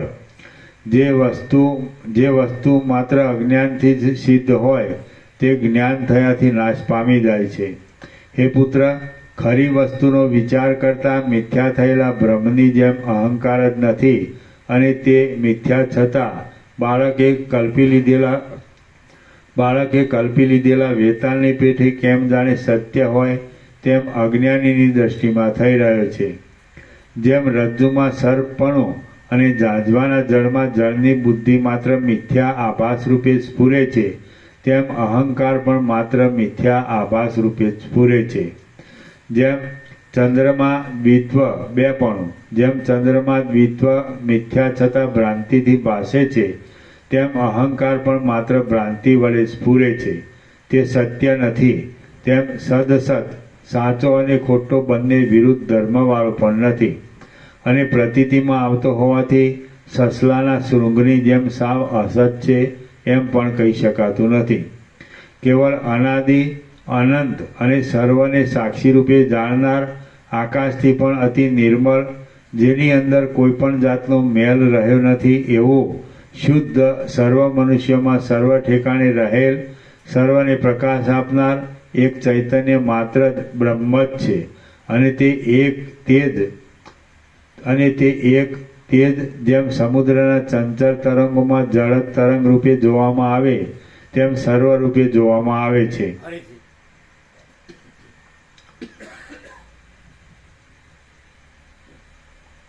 કેવળ અનાદિ, અનંત, સર્વને સાક્ષી રૂપે જાણનાર, આકાશથી પણ અતિ નિર્મળ, જેની અંદર કોઈ પણ જાતનો મેલ રહ્યો નથી એવું શુદ્ધ, સર્વ મનુષ્યોમાં સર્વ ઠેકાણે રહેલ, સર્વને પ્રકાશ આપનાર એક ચૈતન્ય માત્ર બ્રહ્મ જ છે. અને એક તે જ જેમ સમુદ્રના ચંચળ તરંગોમાં જળદ તરંગ રૂપે જોવામાં આવે તેમ સર્વ રૂપે જોવામાં આવે છે. તેમાં વળી અહંકાર કેવો તથા ક્યાંથી ને શી રીતે ઉત્પન્ન થયો? જળમાં કયે ઠેકાણે સૂકી ધૂળનો ઢગલો ઉત્પન્ન થયો? અગ્નિથી કયે ઠેકાણે જળની ઉત્પત્તિ થઈ? એ રીતે અસંભવિત હોવાથી અહંકાર ઉત્પન્ન જ નથી થયો. માટે હે પ્રિય પુત્ર, આ દેહાદિક કે જે પિતા વગેરેથી ઉત્પન્ન થયેલ છે તે હું છું એવી પરિમિત, નાના આકારવાળી, તુચ્છ અને દિશા તથા કાળ એ બંને વડે વૃદ્ધિ અને નાશ આદિ વિકારને પ્રાપ્ત થનારી ખોટી ભ્રાંતિને તું ત્યજી દે. દિશા, કાળ આદિ વડે જેને મર્યાદા નથી એવા આનંદ, સ્વચ્છ, નિત્ય પ્રકાશ, સર્વવ્યાપી, વ્યવહાર દ્રષ્ટિથી સર્વ પદાર્થોને રૂપે ભાસતું અને પરમાર્થ દ્રષ્ટિએ જોતા માત્ર અદ્વૈત સ્વરૂપ નિર્મળ એક કેવળ ચૈતન્યરૂપ બ્રહ્મ સ્વરૂપ જ તું છે. જેમ સર્વ દિશાઓ તરફ રહેલા ફળ, પુષ્પ અને પત્ર એ સર્વનો કારણરૂપ અને સારરૂપ તો તેની અંદર રહેલો રસ જ છે, તેમ તું જ આ સર્વ જગતના કારણરૂપે અને સાર રૂપે સર્વની અંદર સદાકાળ રહેલ છે, અને અત્યંત નિર્મળ અનંત ચિદાત્મા રૂપ જ છે. હે કચ્છ, તું કે જે એક અખંડ, અદ્વૈત અને સત્ય આત્મા સ્વરૂપ છે, તેને આ દેહાદિક હું છું એવી મર્યાદાવાળો નિશ્ચય વળી કેવો હોય? ન જ હોવો જોઈએ. શ્રી યોગ વાસિષ્ઠ મહારામાયણમાં નિર્વાણ પ્રકરણના પૂર્વાર્ધનો કચ્છ પ્રબોધ નામનો સર્ગ 111મો સમાપ્ત. સર્ગ 112મો. મિથ્યા પુરુષનું આખ્યાન, આકાશ રક્ષણ. આ 112મા સર્ગમાં કચ્છના આખ્યાનથી રામચંદ્રજીને બોધ થશે અને રામચંદ્રજીને પૂછવાથી મિથ્યા પુરુષનું આખ્યાન આવશે કે જેમાં આકાશનું રક્ષણ કર્યાની વાત કહેવામાં આવશે. વશિષ્ઠ બોલ્યા, એ રીતે પરમ યોગરૂપ સર્વોત્તમ ઉપદેશને પ્રાપ્ત થઈ પછી બૃહસ્પતિનો પુત્ર કચ્છ જીવન મુક્ત થઈ ગયો હતો. હે રામચંદ્રજી, જે રીતે કચ્છ મમતા વિનાનો અહંકાર રહિત શાંત બુદ્ધિ અને કામરૂપી ગ્રંથિઓ જેની કપાઈ ગઈ છે એવો થઈ રહ્યો હતો. તે રીતે તમે પણ વિકાર વિનાના થઈને રહો. અહંકારને તમે મિથ્યા જ સમજો, તેનો આશ્રય પણ ન કરો અને તેનો ત્યાગ પણ ન કરો. સસલાના શિંગડાની જેમ જે પદાર્થ હોય જ નહીં તેને લેવો કે ત્યજી દેવો એ બંને ક્રિયાઓ થઈ શકે નહીં. અહંકારનો અસંભવ સિદ્ધ થાય ત્યાર પછી તમને મરણ અને જન્મનો ભય ક્યાંથી રહે? કેમ કે આકાશરૂપી ક્ષેત્રમાં જે વવાયું તેના ફળ કોણે લીધા છે? કોઈએ નહીં. જેને કોઈ અંશ નથી, જે સંકલ્પ વિકલ્પથી રહિત છે એવા સર્વભાવરૂપ સર્વવ્યાપી પરમાણુથી પણ સૂક્ષ્મ નિર્વિકાર અને કેવળ ચૈતન્ય રૂપ તમે છો. જેમ જળમાં તરંગાદી જળરૂપ છતાં ભિન્ન રૂપે જોવામાં આવે છે અને સુવર્ણમાં બાજુબંધ આદિ દાગીના સુવર્ણ રૂપ જ હોવા છતાં જુદે રૂપે ભાસે છે, તેમ તમે પણ અહંકારની ભાવનાને લીધે જ વસ્તુતઃ બ્રહ્મરૂપ છતાં બીજી રીતે જગત રૂપે ભાસો છો. આ સર્વ જગત માયામય ઇન્દ્રજાલની જેમ માત્ર અજ્ઞાનને લીધે ભાસી રહેલું છે. પરંતુ હે નિષ્પાપ રામચંદ્રજી, જ્ઞાન થતાં એ સર્વ બ્રહ્મરૂપ જ થઈ જાય છે. કાર્યરૂપે દ્વૈત બુદ્ધિનો અને કારણરૂપે એકત્વ બુદ્ધિનો ત્યાગ કરી તેથી બાકી રહેલ અને બંનેમાં વ્યાપ્ત કેવળ સત્તારૂપ આત્મામાં જ તમે સ્થિર રહી સુખી થાઓ. મિથ્યા પુરુષની જેમ તમે વ્યર્થ દુઃખી થાઓ નહીં. આ સંસાર સંબંધી માયા અતિ દુષ્પાર છે અને અજ્ઞાનને લીધે ચિત્તમાં દ્રઢ રીતે ચોંટી બેઠેલ છે. તે શરદ ઋતુથી જેમ ઝાકળ નાશ પામી જાય તેમ જ્ઞાન થતાં નાશ પામી જાય છે. રામ બોલ્યા, જેમ વૃષ્ટિ નહીં થવાથી શંકાથી ભયભીત થયેલો ચાતક દૈવયોગથી સારી રીતે વૃષ્ટિ થતાં તૃપ્ત થઈ જાય, તેમ હું આપના આ જ્ઞાનામૃતથી અંદર પરમ તૃપ્તિને પ્રાપ્ત થયો છું. કેમ જાણે અમૃત વડે સિંચાયેલો હોવ તેમ હું અંદર શીતળતાને પામ્યો છું અને નિરૂપમ હિરણ્યગર્ભ આદિની સર્વ સમૃદ્ધિઓની પર ઉપર નિરતિશય પરમાનંદમાં રહ્યો છું. જેમ તરસ્યો ચંદ્રને જોવાને આતુર તરસ્યો ચકોર પક્ષી ચંદ્રના કિરણોનું પાન કરતાં તૃપ્તિ પામતો નથી, તેમ આપ જે ઉત્તમ વચનો બોલો છો તે સાંભળવામાં હું તૃપ્તિને પ્રાપ્ત થતો નથી. હે સમર્થ મહારાજ, જો કે આપના ઉપદેશામૃતથી હું તૃપ્ત છું તો પણ નીચેનો પ્રશ્ન હું આપને પૂછું છું. કેમ કે ગમે તેઓ તૃપ્ત હોય તો પણ કયો પુરુષ પોતે કોઈ વખત ઉપભોગમાં નહીં લીધેલા પાસે પડેલા અમૃતરૂપી આસવને ન પીવે? સર્વ પીવે. હે મુનિઓમાં શ્રેષ્ઠ મહારાજ, આપે જે મિથ્યા પુરુષ એવા નામથી કહ્યું તે શું છે કે જે મિથ્યા પુરુષે વસ્તુને અવસ્તુરૂપ અને અવસ્તુરૂપ આ જગતને વસ્તુરૂપ બનાવી દીધું? તે આપ મને શીઘ્ર કહો. વશિષ્ઠ બોલ્યા, હે રામચંદ્રજી, મિથ્યા પુરુષનો બોધ થવા માટે એક નીચેની સુંદર કથા હું તમને કહું છું કે જે તત્વવેત્તાઓને હસાવે તેવી છે, તે તમે સાંભળો. હે મહાબાહુ રામચંદ્રજી, બાળકના જેવી કોમળ બુદ્ધિ વડે મૂઢ અને કેવળ અજ્ઞાનથી જ વીંટાઈ રહેલો કોઈ એક જાણે કે માયાના યંત્રથી બનાવ્યો ન હોય તેવો એક પુરુષ છે. તે કોઈ શૂન્ય એકાંત સ્થાનમાં ઉત્પન્ન થયો છે અને તે આકાશમાંના ભ્રાંતિ વડે પ્રતીતિમાં આવતા અનેક વિચિત્ર રંગોની પેઠે અને મરુભૂમિમાં ભ્રાંતિ વડે પ્રતીતિમાં આવતા જાજવાના જળની પેઠે મિથ્યા રૂપે તે શૂન્ય સ્થાનમાં જ રહે છે. એ ઠેકાણે મિથ્યા પુરુષ વિના બીજું કશું છે નહીં અને જે કાંઈ છે તે મિથ્યા પુરુષથી જુદું ન હોવાથી તે રૂપ જ છે. તથા જે કાંઈ એ જુદું દેખે છે તે પોતાના રૂપ છતાં ભ્રાંતિ વડે મિથ્યા આભાસ રૂપે જ છે. પરંતુ દુષ્ટ બુદ્ધિવાળો મિથ્યા પુરુષ સાચી વાત દેખી શકતો નથી.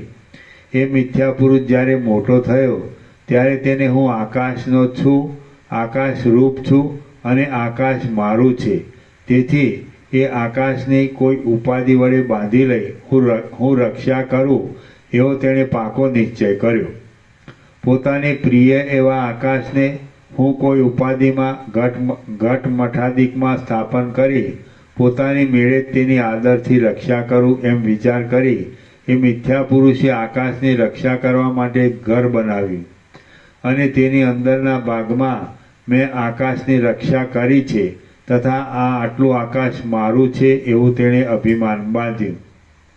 હે રામચંદ્રજી, પછી તે ઘરના આકાશથી જ એ સંતુષ્ટ થયો હતો.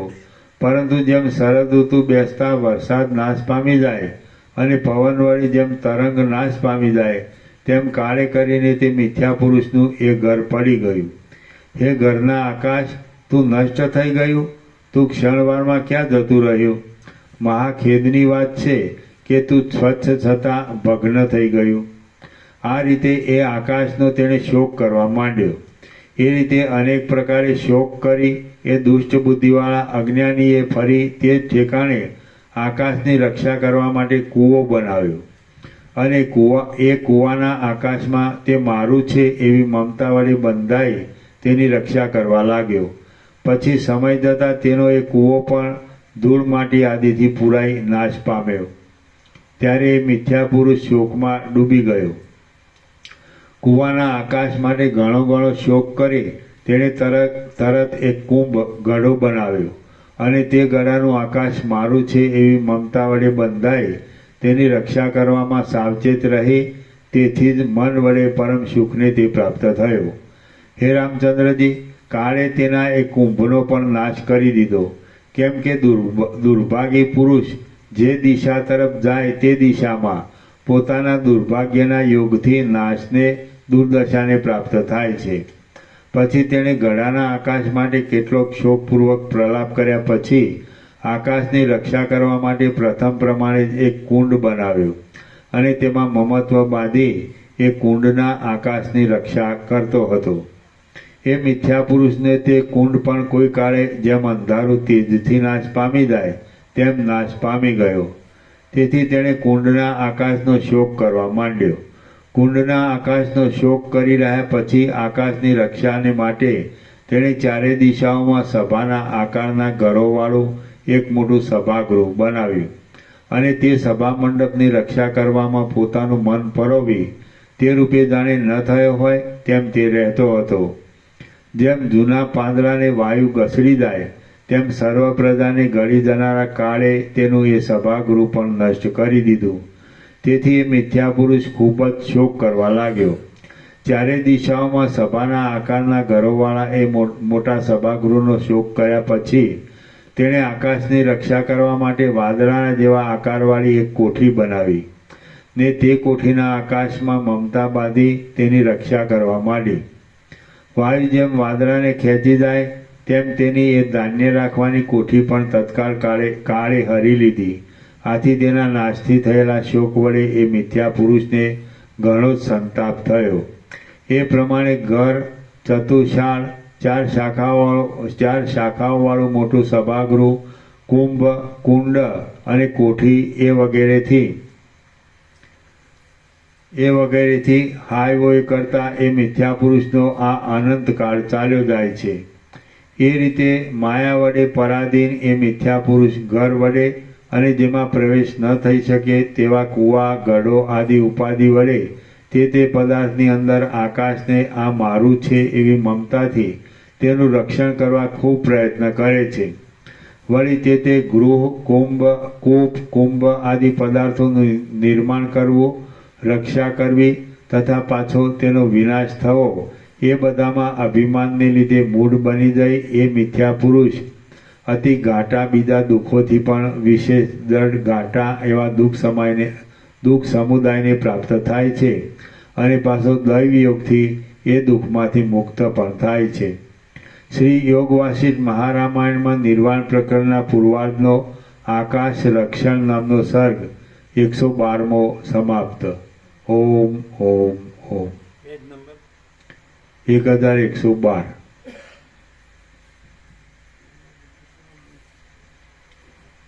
પ્રસાદ આપી દે.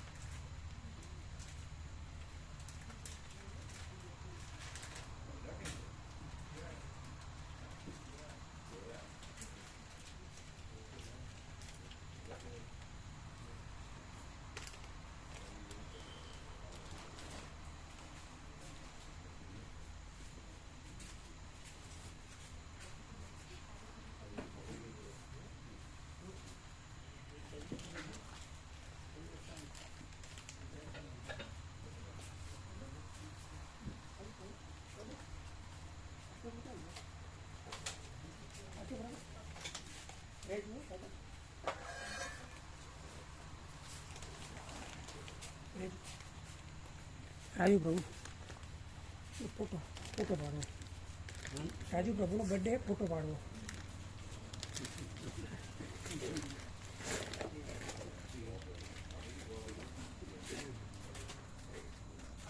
હા બેસજો અહીંયા આવી જાઓ રાજુ પ્રભુ આવી જાઓ હર્ષ પ્રભુ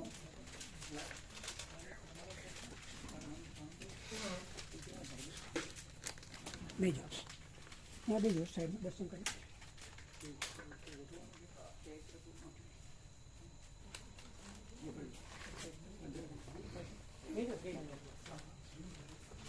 અહીંયા બેસજો ત્યાં જો ફોકસ બતાડજો બેસજો બેજો બે જણા પ્રભુ એક બાજુ બે બાજુ બગુ બેજો લખી દો હા બેજો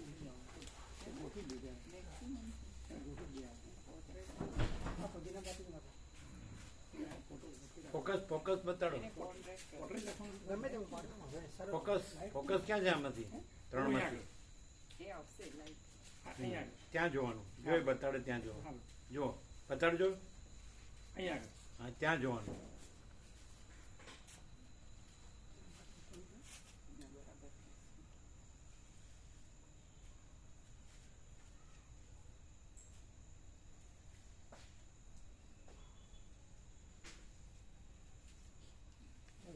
હા બરોબર હેપી બર્થડે ટુ યુ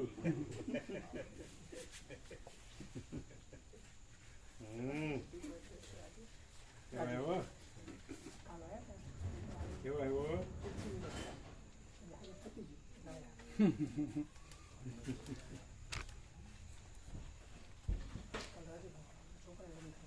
બરોબર છે બરોબર છે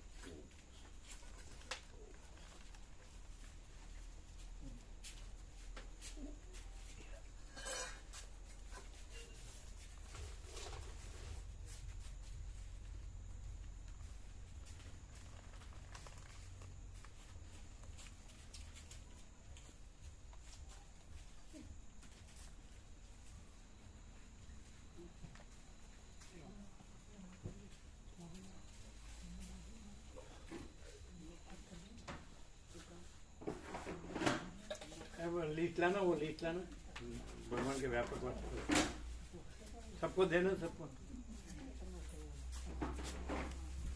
આપણે આપણે 17/8 કર્યા ઉત્સવો એટલે જેના જેના જે હતા ને એ લોકો જે 8માં સમાઈ ગયા 8માંથી એને જે લેવું એ લેવાનું એવી રીતે લાવો આમ કોઈ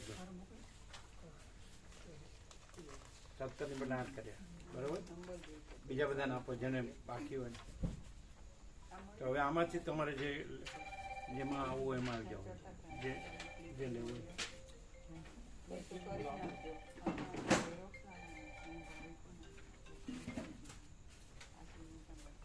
ખ્યાલ આવે તમને હવે આમાંથી શેમાં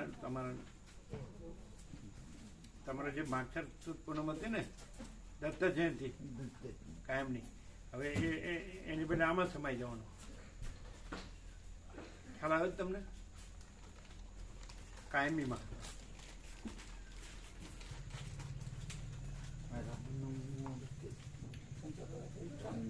કાયમીમાં એમાં કાયમીમાં અચ્છા હા એમની માગસર સુદ પૂનમ હતી એની બદલે રામનવમી કે છે ક્યાં છે તમારું લિસ્ટ અને ફોન કરો ને સુશીલ પ્રભુને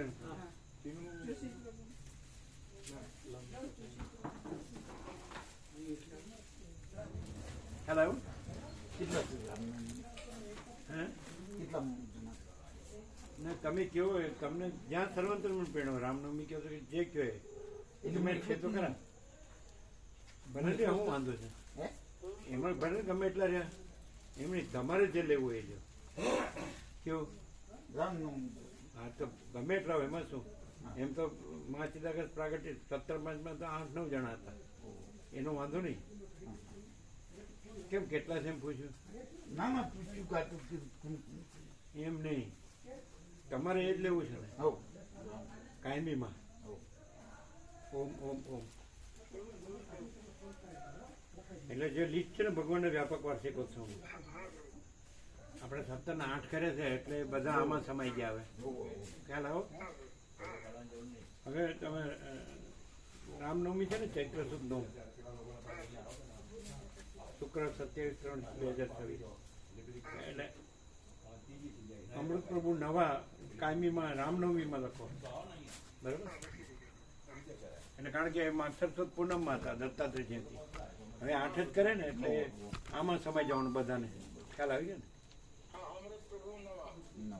રામનવમીમાં કાયમી બરાબર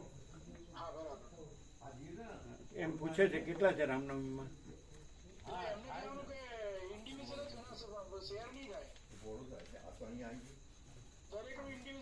ઇન્ડિવિજ્યુઅલ લાભ બધાને વ્યક્તિગત જેટલો સેવા છે ને દરેકને એટલો લાભ મળશે એ તો ખબર પડી ને એ તો ખબર છે ને તોય એ પૂછે છે કેટલા જણ છે રામનવમીમાં કાયમી લ્યો આમાં ગોવા પ્રભુ ઇન્દ્રપુરા ઉર્મિલા માતાજી અમને આ સાંભળે એમ કયો ગોવા પ્રભુ ઇન્દ્રપુરા ઉર્મિલા માતાજી પાટણ દિનેશ પ્રભુ શિહોરા સુનીતા માતાજી કુકરવાડા અને અશોક પ્રભુ લીંબોદરા ગામ સમસ્ત અને હવે અમૃત પ્રભુ નવા એટલે કેટલા થયા 6 આમનું નામ છઠ્ઠું બરાબર હા. પણ દરેકને વ્યક્તિગત સમાન સેવા એટલી ડિસ્ટ્રીબ્યુટ ના થાય તમને ખબર પડે છે જ્યાં આખી સેવા આવે તો એ 6 ની આખી સેવાનો લાભ એ તો ખબર જ છે ને દરેક લાખની સેવા થાય તો દરેકને લાખની સેવા આવે એવી રીતે બરોબર એ રામનવમીમાં 6 એ રામનવમી બરાબર પેલા માગસર સુદ પૂનમ ને દત્ત જયંતિ હવે આમાં 8 જ કરી દીધા એટલે બધા આમાં સમાઈ ગયા ખ્યાલ આવી અચ્છા ચાલો બ્રહ્મ કૃપા હી કેવળ આનંદ મંગળ ઓમ ઓમ ઓમ કેમ બહાર એટલે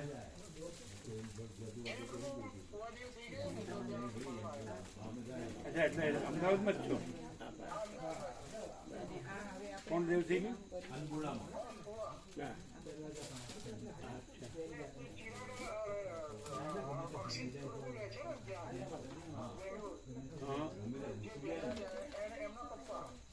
એ અમદાવાદમાં છે એટલે અવસ્થાથી હા બરાબર એટલે શું તકલીફ હતી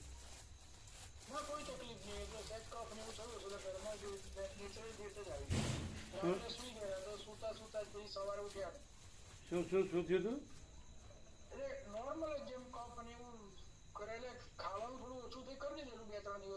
બરાબર બીજું કોઈ તકલીફ નથી આમ ઉંમર હતી એ હા અને જે રાત્રે સુઈ ગયા પછી સવારે ઉઠ્યા નતા બરાબર કફ કફ જેવું હતું કપ થોડો હતો એટલે આમ એને સારી જ હતી એમ એટલે આમ સારી ના આપણે એજની પથારીમાં જ પણ આમ બેસાડીએ અને બધી વ્હીલચેરમાં ફેરવીએ તો ઘરમાં બધી વ્હીલચેરમાં ફરતા એટલે જાતે લેતા અને બધું કરતા એટલે એવી પોઝિશન કેટલા વખતથી હતી એ તો ઘણા ટાઈમથી એવું હતું ઘણા એટલે બહુ ટાઈમ હશે ધીરે ધીરે તો વીક થતા જાય 2-3 વર્ષથી તો વ્હીલચેરમાં જ ફરતા હતા ઘરમાં હમ. પણ આમ બધું પોતે એની રીતે જમવાનું ને બધું જમી લે ખરા આપણે જમવા ના પડે બરાબર ઓમ ઓમ ઓમ ચાલી ના શકે હા ચાલી ન શકે ના ઓમ ઓમ ઓમ ઓમ ઓમ ઓમ બરાબર એટલે એવી રીતે કલ્પેશ પ્રભુને એ પણ માગસર સુદ પૂનમ હતી એને તમે પૂછી લેજો કેમ કે જેમ કે અમૃત પ્રભુ નવા છે તો એ માગસર સુદ પૂનમ હતા તો એ રામનવમીમાં સમાઈ ગયા એવી રીતે તમે પૂછી લેજો કલ્પેશ પ્રભુને કે તમારો માગસર સુદ પૂનમ છે સમજે? તો એમાં અમૃત પ્રભુ નવા હતા તો એ રામનવમીમાં સમાઈ ગયા. તો તમારે એમ તમારે 8નું લિસ્ટ છે મોકલીને એમ પૂછી લેવાનું. સમજે? એ તમારી ડેટ છે હા તો એનો લાભ તમારે આ 8માંથી શેમાં લેવો છે એમ ફરજિયાત નથી. ના બરાબર? હા સ્વૈચ્છિક એટલે તમારે લાભ લેવાનો જ છે ને? બરાબર બરાબર છે. તમે નોંધી લીધું?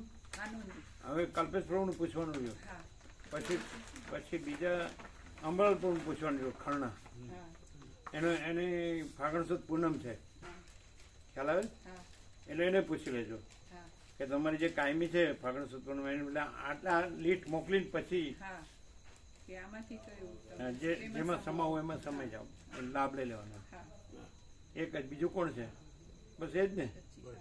બીજું કોઈ છે? એટલે કલ્પેશ પ્રભુ નહીં અને અંબાલાલ પ્રભુ બે રહ્યા. બીજું કોણ? એટલે લિસ્ટ જોઈએ ને કોનું. બધા આવી ગયા. મોસ્ટ પ્રોબેબલી તો બધા આવી ગયા. એ બેને તમે કન્ફર્મ કરી લેજો કાયમીમાં તમારે શેમાં સમાવવાનું છે. હા 8માંથી આપણે 17માંથી 8 કર્યા છે એટલે આમાંથી જેમાં તમારે સમજાય છે ને જે લાભ લેવો એ કયો એટલે એમાં લખાઈ જાય.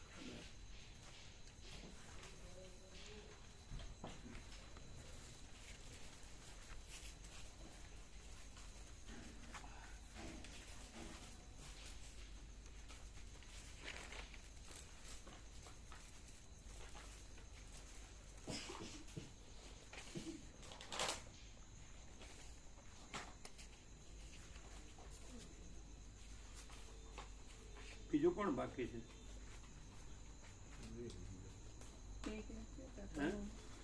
એક છે કનુ પ્રભુ સિદ્ધપુર મોટા અંબાજી પ્રાગટ્યવાળા. એ કોણ છે? કનુ પ્રભુ સિદ્ધપુર. હા હા હા એને ફોન કરો. हाँ कनो प्रभु फोन करो. आपके उसमें है कनु प्रभु सिद्धपुर ऐसा ही लिखा हमारा फोन છે એમાંથી કનુ પ્રભુ સિદ્ધપુર કે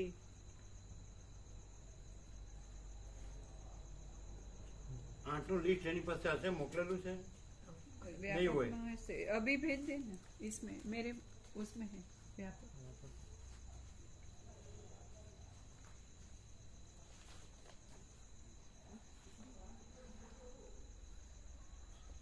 नहीं व्यापक में से पहले भेजना है મોટા અંબાજી પછી લગાડો પહેલા મોકલવાનું પછી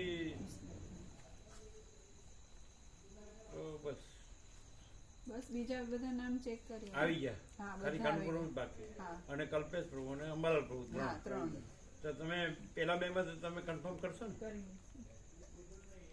કે અત્યારે કરવું છે? અત્યારે જ કરી દો. અંબાલાલ પ્રભુ કરી દે કલ્પેશ પ્રભુ નો દિવસ હશે રાત મેસેજ મોકલો ચાલે ને મેસેજ મોકલો ચાલે ના મેસેજ નહીં સીધી વાત જ હા તો બળી અને તમે અત્યારે કરી દેજો ને એ વાત કરી લેજો ને પણ હવે એક મિનિટ ત્રણેયમાં તમે વાત કરી લેજો ને. હા, કરી દો. ઓકે પછી આ તો પાર જ ના આવે અમે બેસી રહેવું પડે કારણ કે 8:29 થઈ ગઈ એ ત્રણેય તમે કન્ફર્મ કરી લેજો. બીજું કોઈ બાકી હોય તો જોઈ લેજો. ના જોયું અત્યારે જ જોયું 3 જ બસ લગભગ તો બધા આવી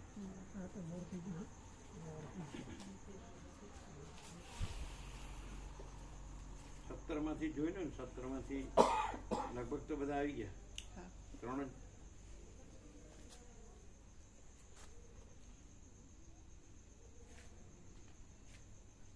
હજુ કાયમી એમ કેજો કાયમીમાં છો તમે એટલે કાયમી હવે 8 કર્યા છે એમાંથી જેમાં તમારે લેવું એમાં લઈ જાઓ. બરાબર?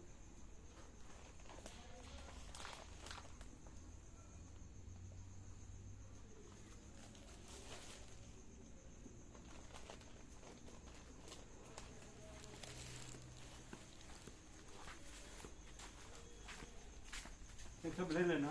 हाँ ले लेंगे. अभी जो है कम मत बिछाना. हाँ लंबा ज्यादा भारी ज्यादा। तब नहीं तो पैर मिट्टी में रखना पड़ेगा. लंबा नहीं हाँ। माने पीछे की साइड.